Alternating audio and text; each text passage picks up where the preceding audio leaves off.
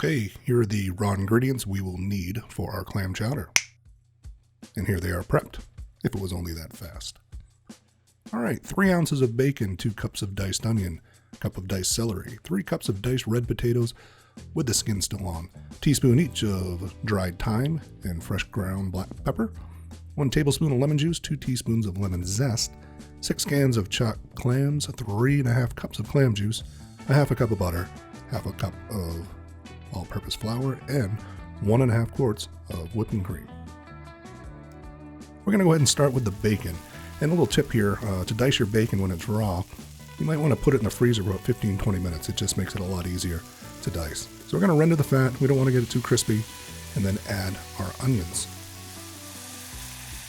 Go ahead and start cooking those onions. Get them a little bit soft before adding your celery.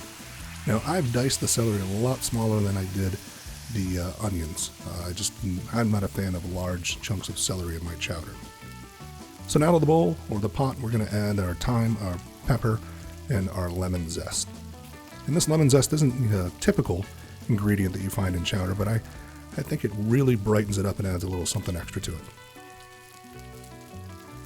Okay, next we're going to take our 3 cups of diced red potatoes and stir that to get everybody happy in the pool here. And now we're going to go ahead and add our clam juice. And that 3.5 cups, that's an approximate. I'm going to put it just enough in to slightly, just about cover it. I'm going to simmer that for about 10 minutes till the potatoes are tender. How do you know they're tender? You give them a little poke. Alright. Maybe just a little bit more. But pretty close. Okay. I'm using one burner here because I don't want to change the camera angle, but I'm going to do this on another burner. So melt your butter. Into that you're going to add the flour. This is going to be a roux, and we're going to use this to make the chowder base. It's going to be really thick. But first we're going to go ahead and put the chowder back under the camera, add our lemon juice, and now our clams. I'm going to go ahead and just warm these up for about 2 minutes, give them a stir, and then we're going to go ahead and add that roux back to the mix here. So the roux we cooked about 5 minutes, cooked all that flour taste out. We're going to mix that into the chowder.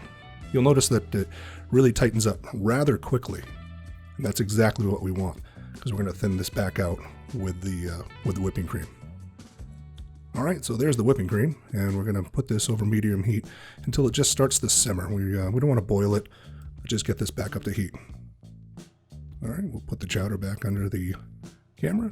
And we're going to add about half of the cream to start. Go ahead and mix that, get that incorporated, and then finish up with the rest of your cream. Of course, we've got to give it a test and see how we did here. Yeah, it's amazing. Okay, there you have it, clam chowder. This recipe was adapted from the Black Dog Tavern in Martha's Vineyard. The lemon was a little bit of an addition there. I think it just brightens it up just a little bit. Let's go ahead and give it a taste.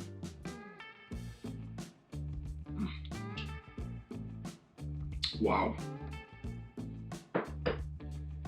That is amazing. The richness, it's just fantastic clam chowder. That's really all there is to say. It's fantastic. So I hope you like this one. I hope you'll give it a try. Hope you'll leave some comments below. Let me know what you thought. And until next time, get in the kitchen, put a smile on someone's face, be a good human being, and thanks for watching. We'll see you. That's so good.